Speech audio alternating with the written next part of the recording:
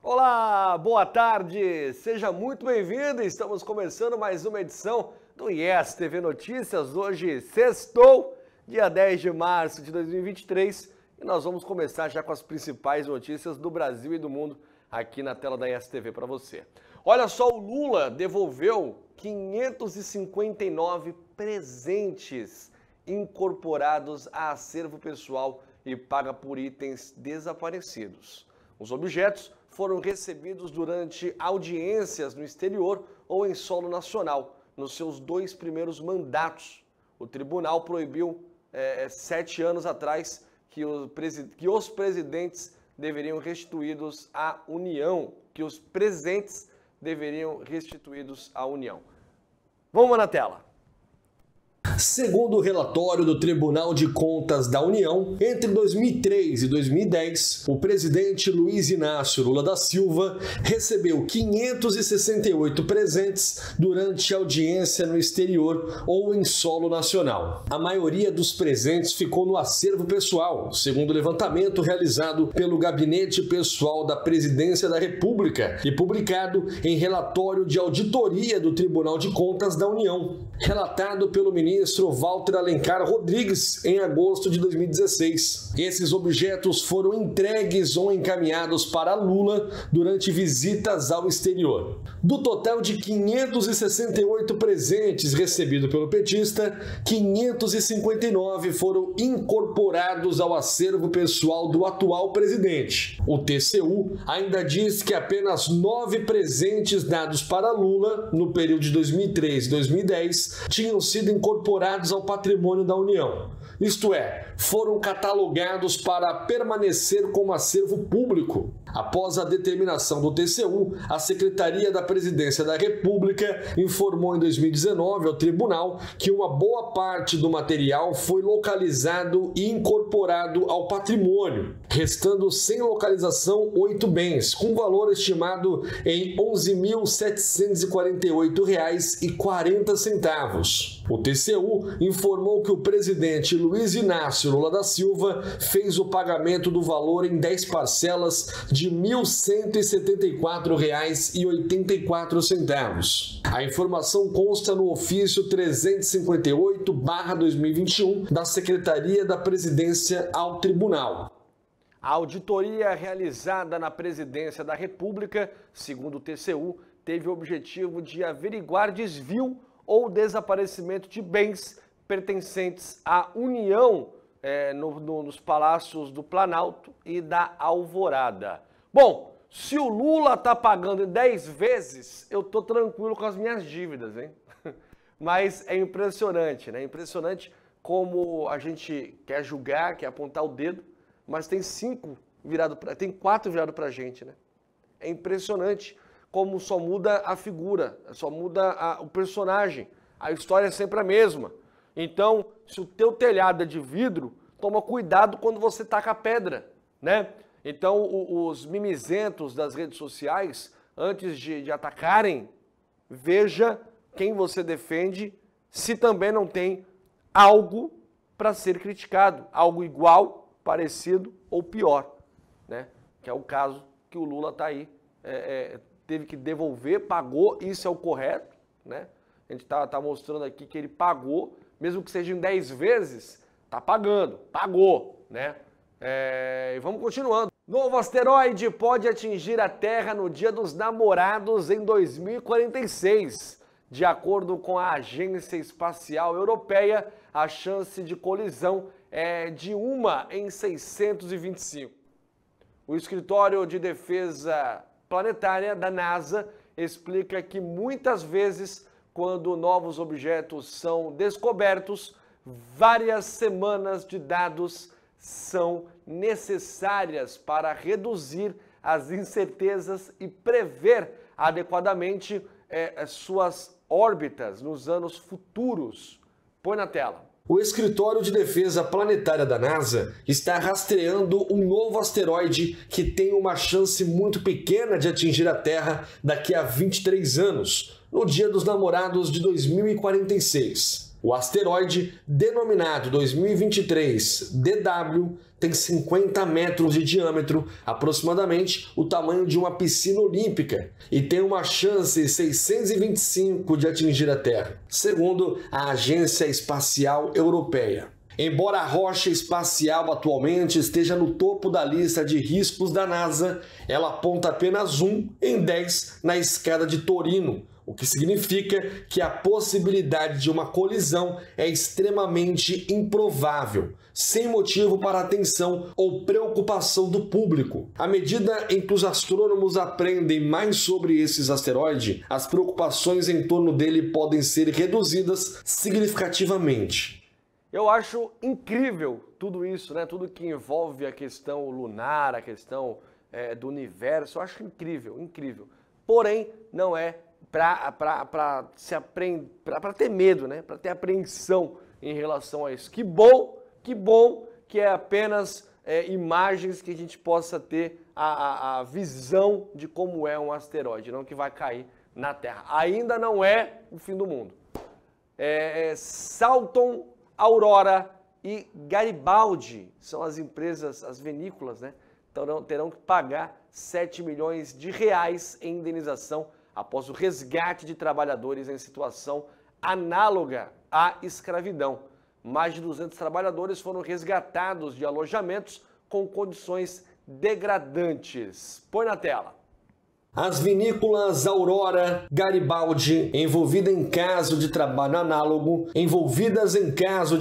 análogo à escravidão em Bento Gonçalves, vão pagar 7 milhões de reais de indenização aos trabalhadores. O montante vai ser pago aos cerca de 200 trabalhadores resgatados em condições análogas à escravidão, que foram resgatados em fevereiro em Bento Gonçalves, na Serra do Rio Grande do Sul. Os funcionários eram terceirizados e mantidos em um alojamento precário, sob ameaça e violência, segundo depoimentos. O valor foi definido em um termo de ajuste de conduta definido pelo Ministério Público do Trabalho, que investiga o caso. Segundo o Ministério Público, a indenização vai ser paga pelos danos morais individuais e coletivos. O prazo para os pagamentos dos danos individuais é de 15 dias, a contar da apresentação da listagem dos resgatados. Os valores do dano moral coletivo serão revertidos para entidades, fundos ou projetos visando a recuperação do dano.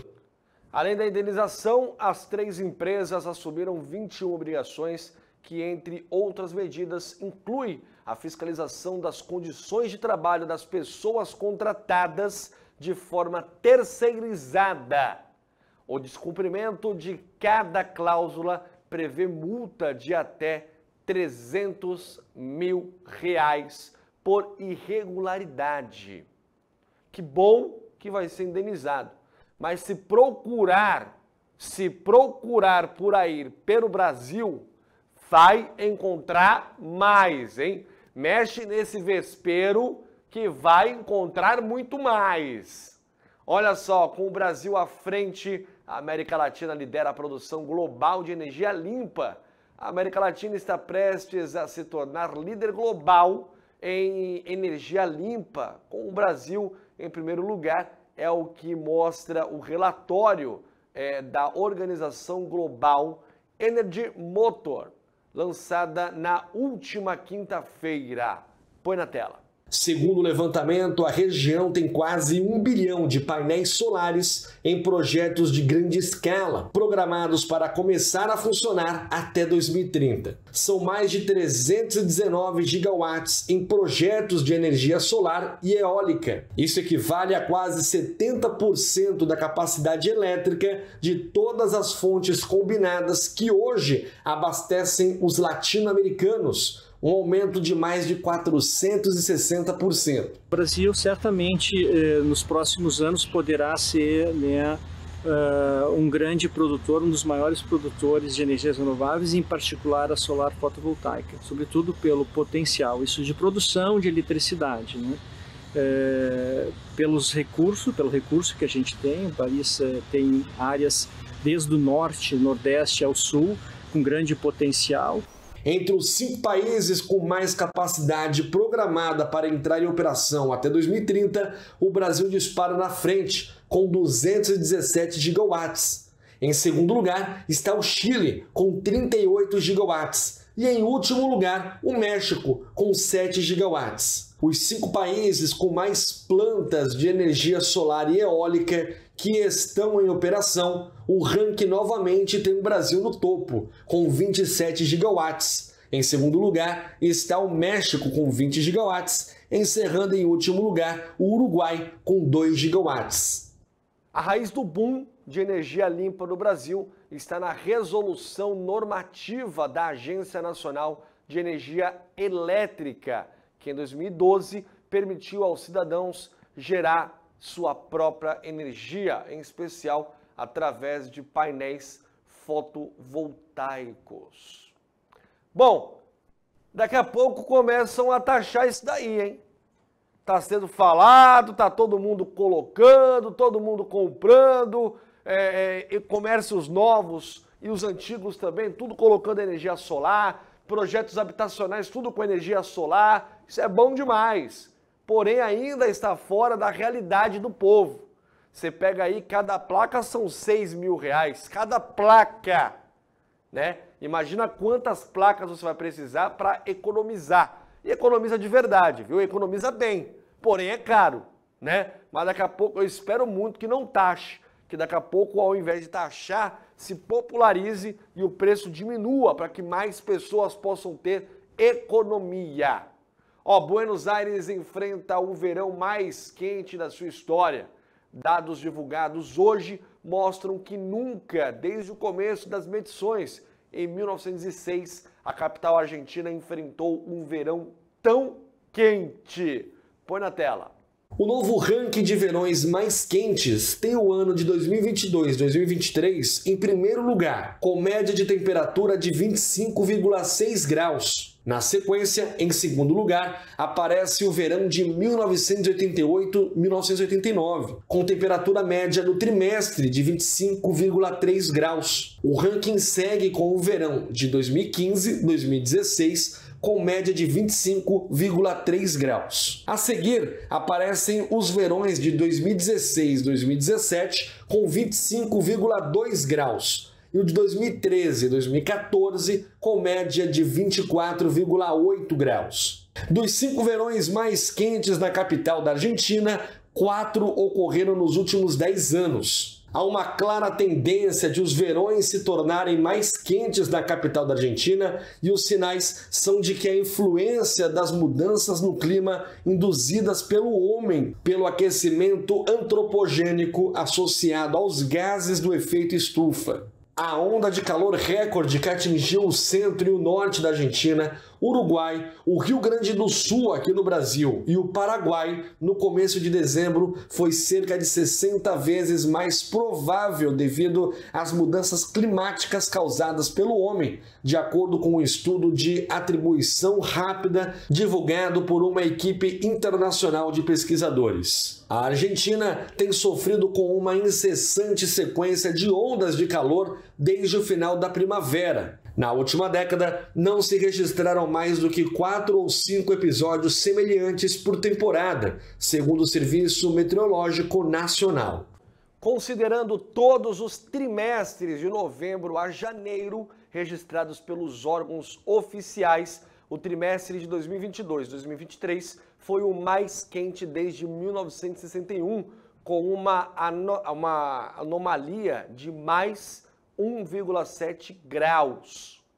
Isso aí é para os argentinos sofrerem e verem o que os brasileiros passam todos os dias do ano, hein?